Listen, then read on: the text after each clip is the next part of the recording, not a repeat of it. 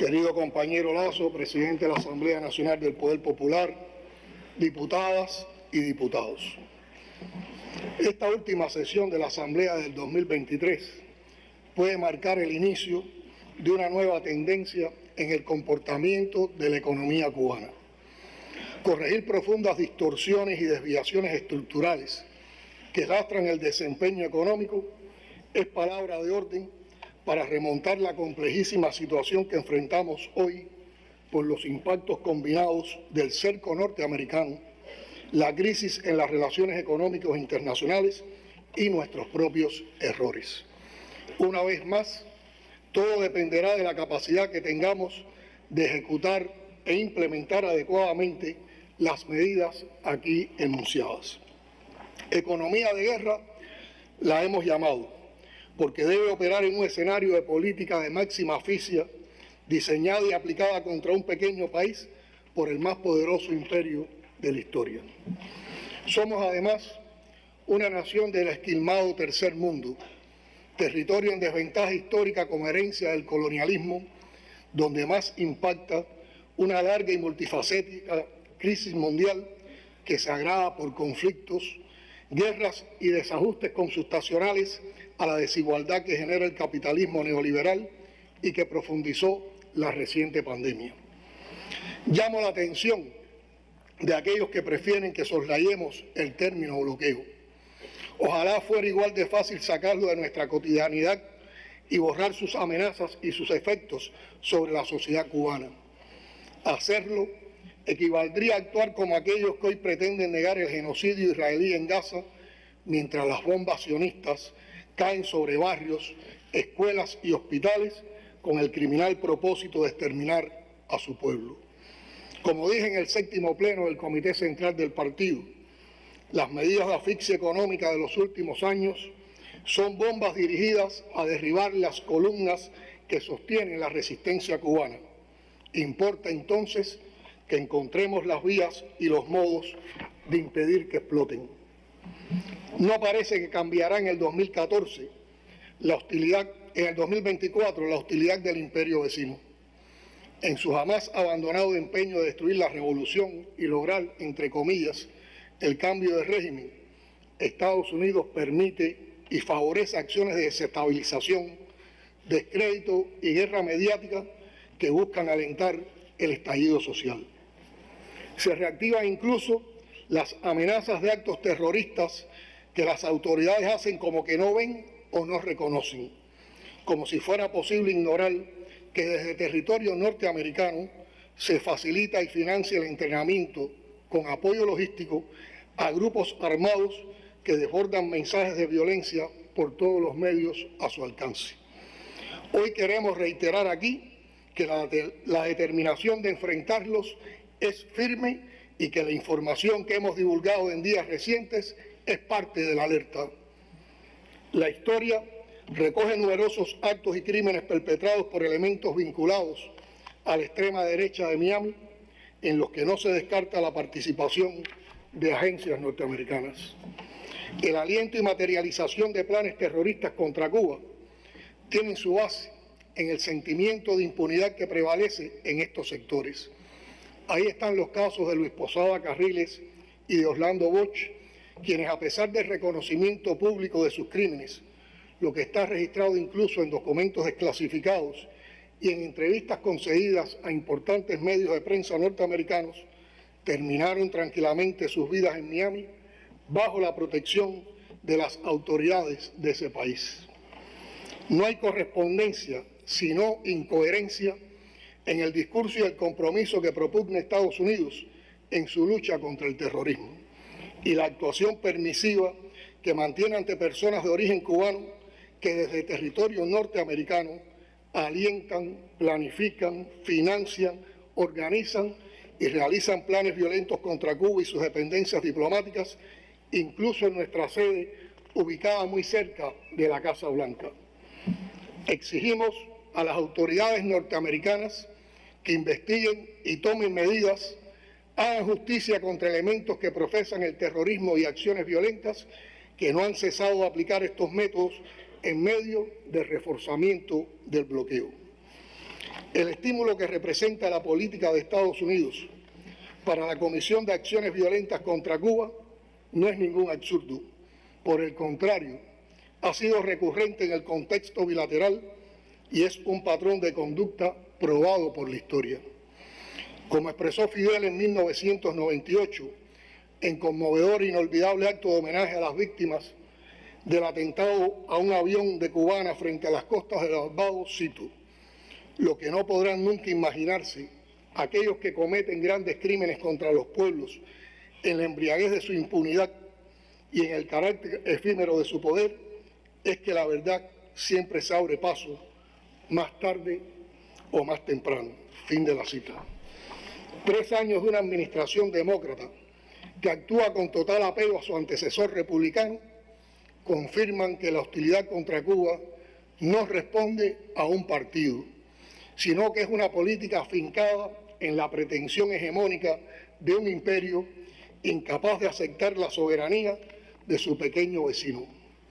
Si alguien tuviera dudas, basta con leer lo dispuesto en el título 2 de la ley Helms-Burton, que entre otros aspectos plantea la permanencia del bloqueo económico hasta que sea derrocado el gobierno revolucionario, desaparezcan el Partido Comunista de Cuba, las organizaciones políticas y de masas y sean devueltas las propiedades o hayan recibido compensación todo el que alguna vez tuvo una propiedad en Cuba.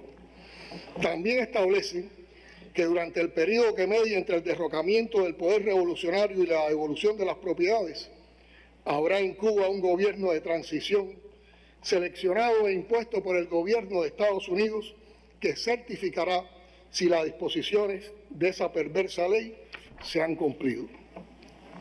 A pesar de esas irrefutables evidencias de absoluta prepotencia imperial, no faltan los dispuestos a reclamar o sugerir que Cuba ofrezca gestos o concesiones para ayudar, también entre comillas, al gobierno estadounidense a asumir una conducta más benévola y constructiva. Con frecuencia desconocen o simplemente no se quiere oír hablar sobre el impacto del bloqueo. Algunos ni siquiera lo mencionan como el aspecto central del conflicto entre los dos países y los impedimentos que impone a nuestro desarrollo. Más de 30 veces consecutivas, la mayoría de los gobiernos del mundo han respaldado mediante voto ante la Asamblea General de las Naciones Unidas la resolución cubana contra el bloqueo. La prepotencia imperial desprecia este apoyo global, vira la cara ante el reclamo mundial y mantiene su criminal política, la cual justifica desde una construcción discursiva de doble rasero, mentirosa y calumniosa, que tras una falsa preocupación y compromiso con los problemas del pueblo cubano, esconde sus reales propósitos de destruir la revolución a cualquier costo. Con la solidaridad y la comprensión de una parte significativa de la comunidad internacional, Cuba enfrenta los impactos del bloqueo recrudecido. Hoy nos corresponde enfrentar la concurrencia a estas problemáticas con las secuelas de la pandemia y la crisis global. Lo haremos con decisión y firmeza, con inteligencia e integralidad, con optimismo y confianza, compartiendo esfuerzos y aportes entre todos en medio de un contexto adverso, pero seguro de que vamos a superar los desafíos con trabajo, talento y creatividad, o sea, con resistencia creativa.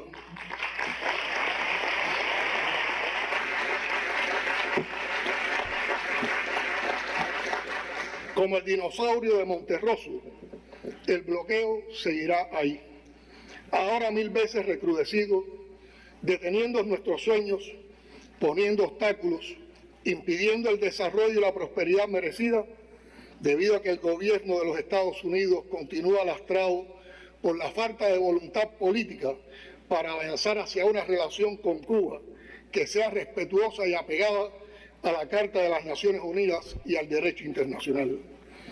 El empeño es cortar el acceso a capital y a financiamientos, asfixiar la economía y mutilar así la capacidad del gobierno para dar respuesta a las necesidades fundamentales de la población. El efecto de esa política es visible en la depresión de varios servicios esenciales, entre ellos la electricidad, la salud, la educación, el abasto de agua, los servicios comunales, el transporte público, la producción de alimentos y de medicamentos, todos los cuales requieren de la importación de equipos, piezas, partes, combustibles o materias primas para los que no alcanzan los escasos recursos financieros con los que podemos contar. Incluso si la gestión económica del Estado fuera la más eficiente y efectiva del mundo, cosa de la que no pueden presumir ningún gobierno en el mundo, muchos de nuestros problemas persistirían por esa causa, por la causa del bloqueo, como se expresa en la contracción de los abastecimientos para el consumo de la población, el nivel de inflación y el insuficiente poder adquisitivo de la mayoría del pueblo. Ese es el objetivo de la guerra económica y los resultados se materializan con claridad, aunque no alcanzan a cumplir con la meta que se trazó el imperialismo desde el triunfo de la revolución. Junto a las acciones constantes de subversión y desinformación contra Cuba, la meta es quebrar al país, provocar la descomposición social y generar la ingobernabilidad, un propósito en el que han fracasado rotundamente. Compatriotas, durante los debates de estos días se ha hablado crítica y autocríticamente de los errores cometidos.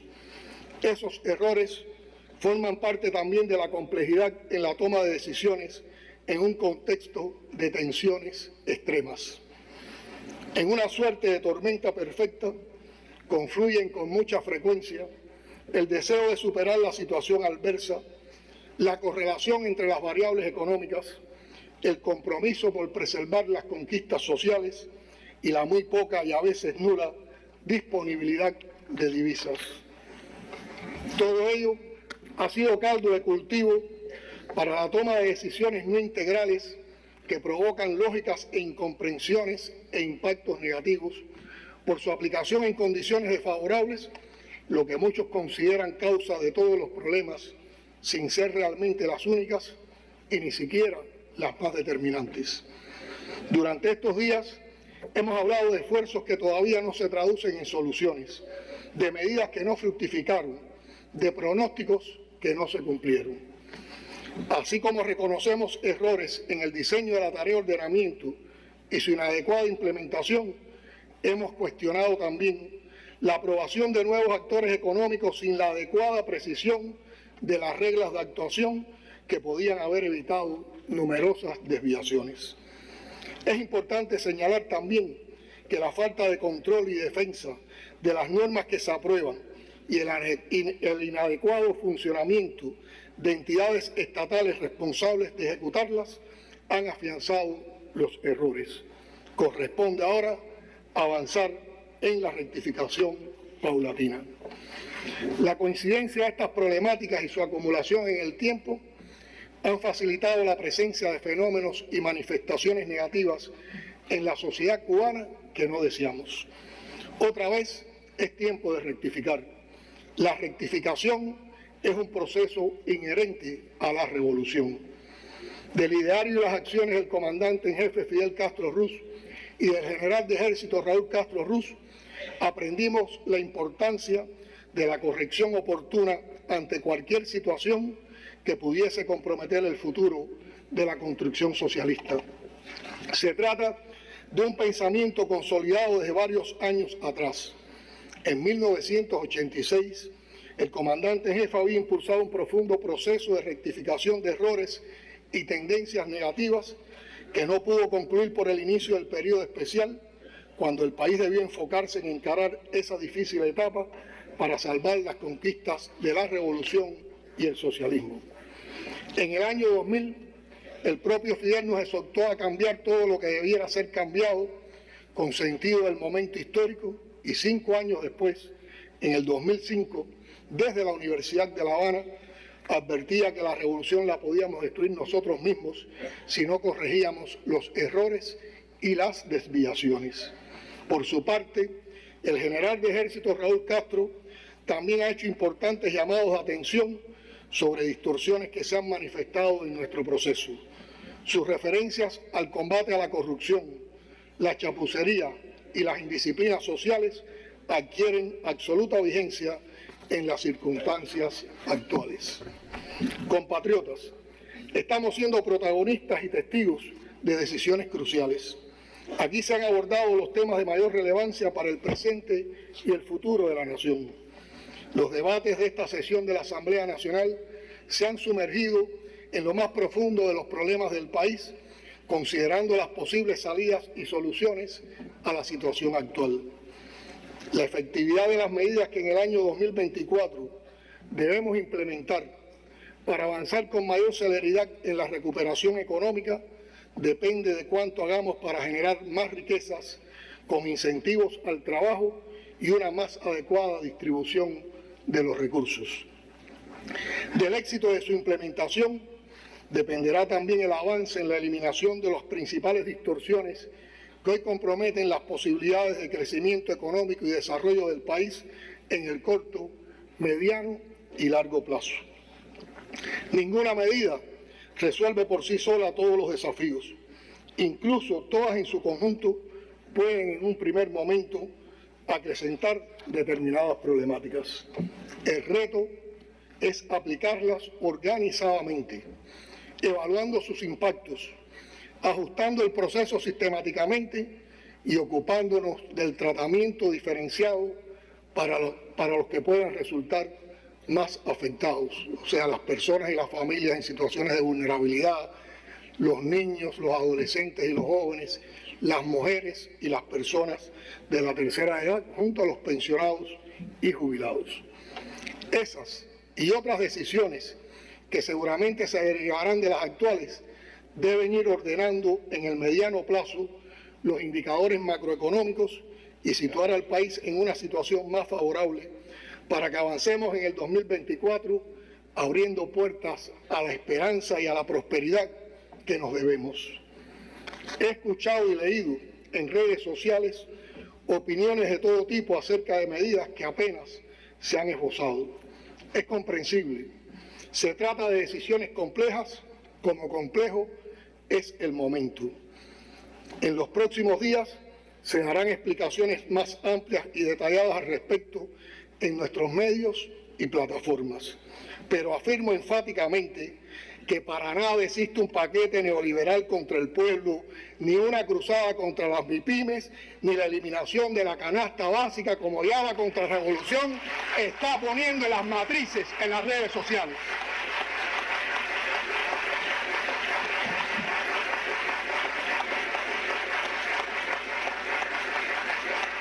No faltan los que piensan que el fin de año es solo para buenas noticias. Nada nos haría más felices que anunciarles que se suben los salarios y que tendremos divisas y combustibles suficientes para terminar con el agobio que provocan las carencias. Lamentablemente, todos sabemos que no es posible. Esta revolución comenzó por decirle al pueblo en la hora de mayor celebración y alegría lo siguiente, y cito: la alegría es inmensa y sin embargo queda mucho por hacer todavía. No nos engañamos creyendo que en lo adelante todo será fácil. Quizás en lo adelante todo será más difícil.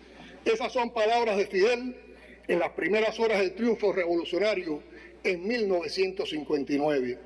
Así se ha actuado en los 65 años transcurridos y así actuaremos los continuadores de la revolución.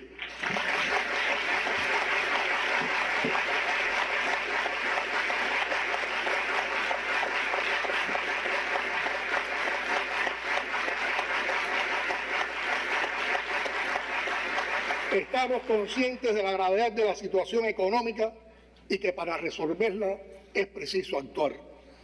Mala, muy mala noticia sería quedarnos paralizados o insistir en seguir una ruta que ha demostrado ser impracticable por insostenible.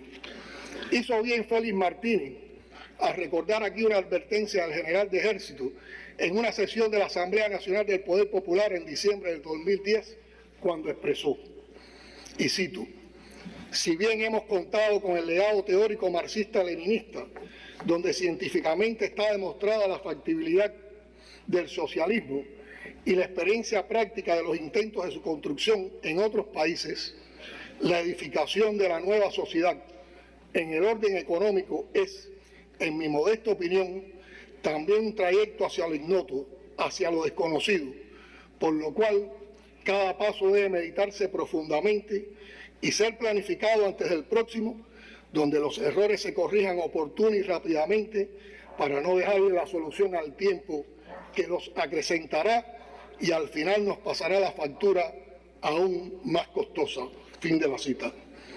La dirigencia del partido y el gobierno, desde los municipios hasta la nación, han abordado el tema con sinceridad, transparencia y un claro sentido de la responsabilidad que a cada uno compete. Aquí escuchamos al primer ministro expresando insatisfacción porque no se logró lo planificado y no han dado resultados positivos, medidas y decisiones que se tomaron antes. Podemos dar fe de la voluntad expresa del gobierno de preservar el mayor grado de justicia posible social y nuestro compromiso desde siempre y para siempre con el pueblo cubano.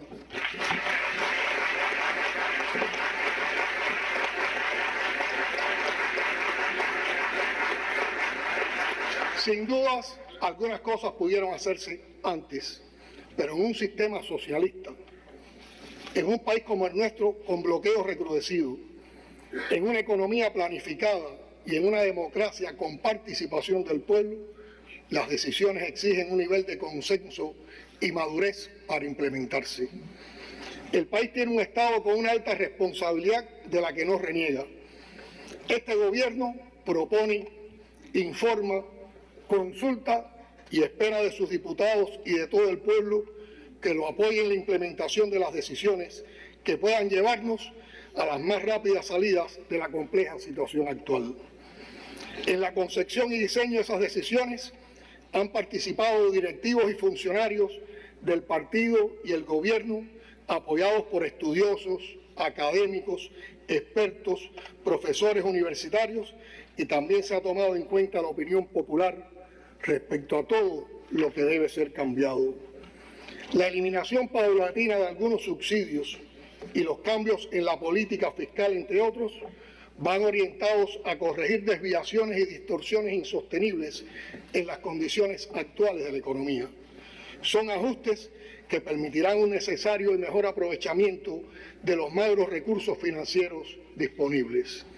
Diputadas y diputados, a partir del esfuerzo personal y colectivo, mirando hacia adentro y desarrollándonos como resultado del trabajo, se proyectan para el 2024 crecimientos en niveles de actividad que son decisivos para el país, aunque aún insuficientes para cubrir la demanda.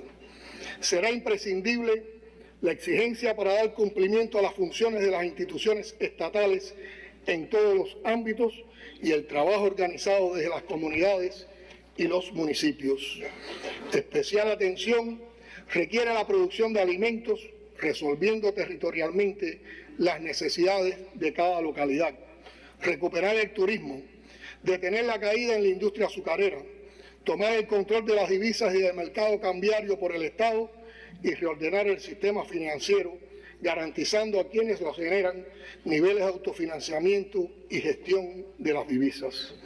En cuanto a la empresa estatal socialista, deberá avanzarse con mayor celeridad en transformaciones esenciales, encaminadas a modificar gradualmente los mecanismos de asignación de recursos y el esquema institucional en que operan, con el objetivo de avanzar en su autonomía real, recuperar los niveles de eficiencia de las principales actividades económicas y lograr su desarrollo sostenible, así como su efectivo encadenamiento con el sector no estatal.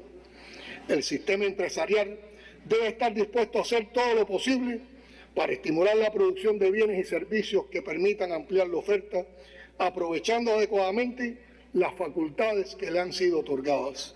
El pueblo espera que los empresarios cubanos apuesten con todo por su país. Es importante también el desarrollo de las MIPYMES estatales, concebidas como estructuras más flexibles y dinámicas, con mayor capacidad de adaptación a los actuales desafíos. Con relación a la forma de gestión no estatal, quiero recordar que forman parte del sector empresarial del modelo económico y social refrendado en la Constitución de la República. En este sentido, se debe propiciar que cuenten con las condiciones para contribuir de la manera prevista al desarrollo económico y social del país. Ratificamos una vez más que las políticas públicas de Estado y de Gobierno son de obligatorio cumplimiento para todos los sectores y que enfrentaremos decididamente la pretensión enemiga de fracturar la unidad y poner al sector no estatal de la economía en contra de la revolución. Para enfrentar con éxito esas pretensiones se precisan reglas claras, coherentes y ajustadas a los objetivos de todos los actores económicos para evitar deformaciones y tendencias negativas. No voy a extenderme más en estos temas porque ya lo desarrollaron ampliamente el primer ministro y el ministro de Economía. Nos corresponde ahora crear las condiciones para la puesta en práctica de las decisiones, explicando, argumentando y sobre todo cuidando que cada una sirva al propósito superior de vencer las dificultades económicas del país. Compañeras y compañeros, quiero apuntar ahora el avance en el ejercicio legislativo. En ese sentido, la agenda de esta sesión de la Asamblea ha sido fructífera. Hemos aprobado 3 importantes leyes en cumplimiento del cronograma y para implementar contenidos constitucionales.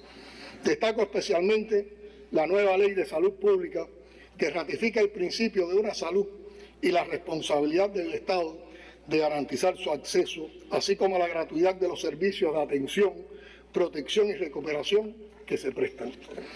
Esta disposición normativa actualiza el funcionamiento del sistema de salud cubano, sustentado en los avances de la ciencia y la innovación en ese estratégico sector social. La ley desarrolla de forma amplia contenidos de los derechos previstos en el texto constitucional al reconocer la dignidad humana como valor supremo, así como el derecho a la vida, a la integridad física y moral, a la libertad, a la justicia, entre otros. Reconoce a la vez la responsabilidad de la sociedad y las familias en el disfrute de esos derechos fundamentales. Ha sido aprobada además y por primera vez en el ordenamiento jurídico cubano la ley del sistema de atención a las quejas y peticiones de las personas. Esta normativa también desarrolla postulados constitucionales y aunque por sí sola no va a resolver los problemas e insatisfacciones de la población, indiscutiblemente agiliza, perfecciona e institucionaliza esta actividad con mejores garantías para los ciudadanos. En cuanto a la ley de la Fiscalía Militar, viene a complementar lo ya estatuido en la organización de la Fiscalía General de la República, atempera la organización, estructura y funcionamiento de la Fiscalía Militar a los requerimientos constitucionales y fortalece su papel en las instituciones armadas. Con esa ley se complementa un ciclo institucional del sistema de justicia de los órganos del Estado, en particular los vinculados a la investigación, control y ejercicio de la acción penal. También en esta sesión se aprobó el reajuste del cronograma legislativo para el 2024. En el año que culmina se han aprobado trascendentes leyes para la nación, lo que ratifica la voluntad del Estado de continuar desarrollando y perfeccionando la actividad legislativa en correspondencia con la Constitución y el fortalecimiento institucional del país. Es meritorio destacar en el orden del día de esta Asamblea el análisis de la implementación de 2 normas aprobadas por este Parlamento, el Código de las Familias y la Ley del Proceso Penal. En el análisis del Código de las Familias se constató la obra de justicia social que esta normativa encierra en una materia tan relevante como los derechos de todas las personas y para todos tipos de familias. Es significativo el trabajo desarrollado por las instituciones encargadas de su aplicación. No obstante, es necesario que estos continúen preparándose en pos de su mayor efectividad y que contribuyan a su mayor conocimiento y comprensión del mismo en la sociedad. En el caso de la Ley del Proceso Penal, las valoraciones realizadas indican la necesidad de continuar su estudio en aras de un futuro perfeccionamiento a partir de las experiencias derivadas en su aplicación. Esta norma ha contribuido a aportar mejores garantías al proceso penal y ha obligado a sus operadores a actuar en consecuencia, lo que exige de estos una preparación permanente para su efectiva materialización. Compatriotas, la presidencia del Grupo de los 77 y China, que Cuba asumió desde el mes de enero, ha demandado un gran esfuerzo de nuestras instituciones y del país en general. Refleja nuestro compromiso en defensa de la causa de los países del sur global y la disposición a movilizar las energías en el empeño de garantizar la más efectiva representación de los intereses de las naciones en desarrollo en el concierto internacional. Ha demostrado la autoridad y el liderazgo de la diplomacia cubana, su apego a principios, a la promoción del diálogo y la cooperación y su capacidad para construir consensos y defender la unidad de los países en desarrollo en los múltiples eventos multilaterales ocurridos en el año. Seguiremos denunciando con mucha firmeza la masacre que hoy comete Israel, la potencia ocupante, contra el pueblo palestino.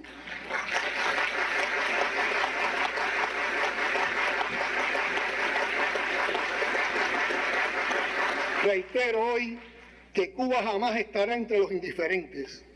Defenderemos siempre el derecho a la autodeterminación de ese heroico pueblo y a contar con un Estado independiente y soberano con las fronteras anteriores a 1967 y con Jerusalén Oriental como su capital.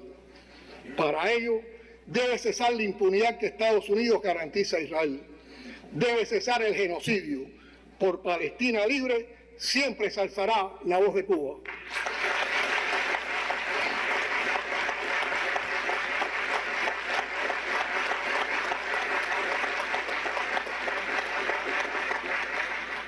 La cumbre de jefes de Estado y de Gobierno del Grupo de los 77 y China, celebrada aquí en La Habana en el mes de septiembre, reforzó la voz del grupo como actor clave en las discusiones internacionales. La cita confirmó la solidaridad, admiración y respeto hacia Cuba. La recién celebrada cumbre de líderes del Grupo de los 77 y China, en los marcos de la Conferencia de las Partes COP28 sobre cambio climático en Dubái, confirmó ese liderazgo con sus excelentes resultados. Este evento, inédito en la trayectoria del grupo, contribuyó a potenciar el papel del bloque de cara a las negociaciones climáticas. En representación del grupo, Cuba asistió al máximo nivel a la reunión cumbre celebrada en París para analizar los problemas monetarios financieros, a la cumbre de los BRICS y a diversas citas celebradas en el contexto del segmento de alto nivel de la Asamblea General de las Naciones Unidas. Ese activismo constructivo en la política exterior se reflejó también con la participación en el proceso de paz entre el Gobierno de Colombia y el Ejército de Liberación Nacional, cuya mesa de diálogos celebró este año en la capital cubana uno de sus ciclos. Hemos continuado fortaleciendo los lazos de amistad y cooperación con los pueblos y gobiernos de diferentes latitudes. A pesar del esfuerzo de los Estados Unidos por impedirlo, al que se sumaron varios de los elementos anticubanos de Europa y los propios Estados Unidos, Cuba resultó reelecta con amplio respaldo para integrar el Consejo de Derechos Humanos de la Organización de Naciones Unidas. Resultó también una gran satisfacción la elección de Cuba con amplísima votación al Consejo Ejecutivo de la UNESCO. La cuarta Conferencia de la Nación y la Emigración resultó muy provechosa. Ratificó el compromiso permanente de avanzar hacia una relación cada vez más estrecha, natural e integral con los cubanos que residen en otros países. Queridos compatriotas, antes de concluir, pido un fuerte aplauso de felicitación y reconocimiento a los educadores cubanos en su día.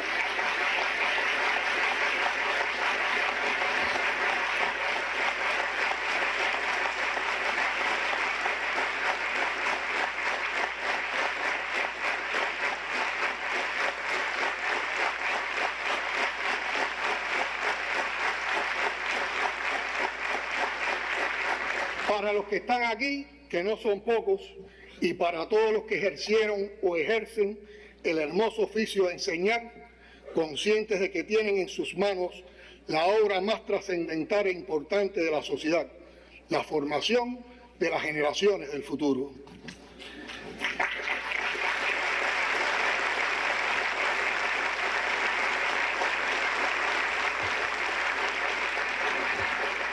En primer lugar, que llegue esa felicitación por el Día del Educador a los alfabetizadores y junto con ellos el aplauso agradecido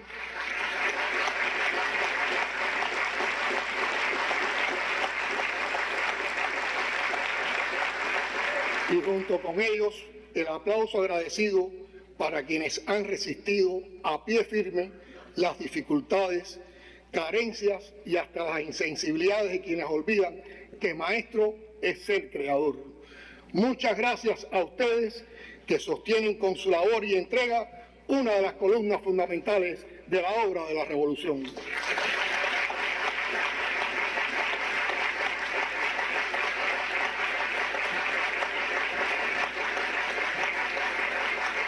Esta es la revolución.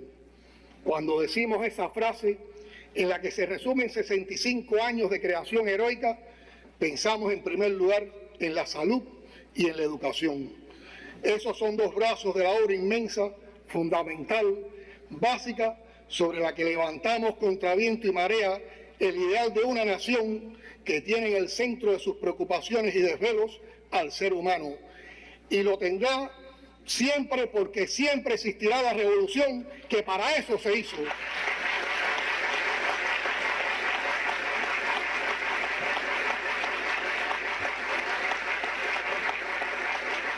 Porque la nación admira y reconoce el papel y lugar de los trabajadores de la salud y los de la educación para su presente y su futuro. Ellos serán los primeros beneficiados con pagos adicionales, algo que adelantó en su intervención el primer ministro.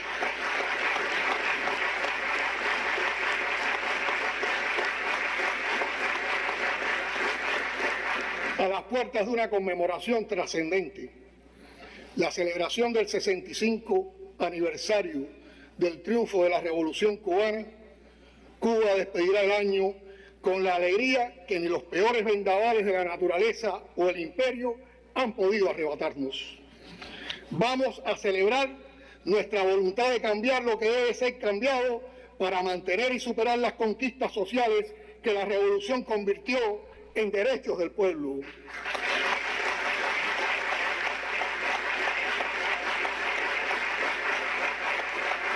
Vamos a celebrar nuestra independencia, nuestra soberanía y nuestra libertad.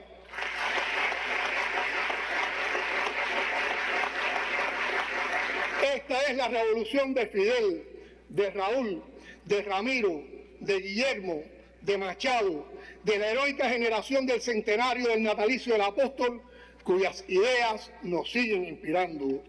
Y es la revolución de todos los que estamos en esta sala para hacer valer la voluntad del pueblo heroico, digno y rebelde que nos honra representar.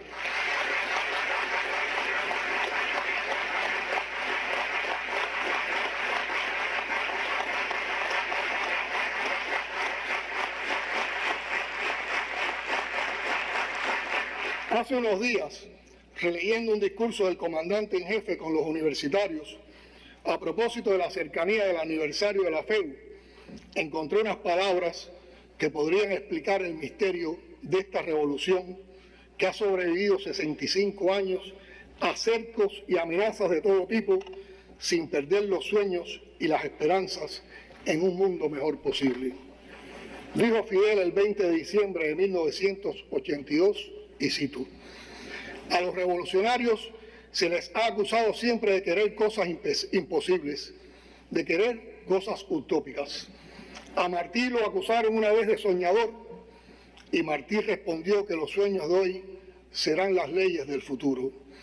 Se ha planteado por lo general que esas tareas eran irrealizables, eran imposibles, pero yo en mi vida de revolucionario puedo decir que lo que se alcanza está muchas veces por encima de los sueños. Fin de la cita. Entonces, juntos hagamos posible el sueño de derrotar la política de persecución y cerco a Cuba y el ideal de prosperidad para el pueblo que ha movido a los revolucionarios cubanos de todas las épocas. Hagamos posible los sueños y hasta los imposibles.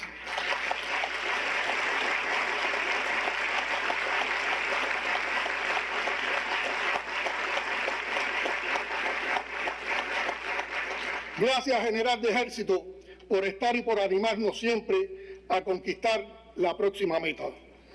Usted que hace 65 años entró al cuartel Moncada y rindió a sus militares sin un solo disparo, con la moral invicta del nuevo Ejército Rebelde, nos ha enseñado muchas veces que sí se puede si avanzamos unidos, y así lo haremos.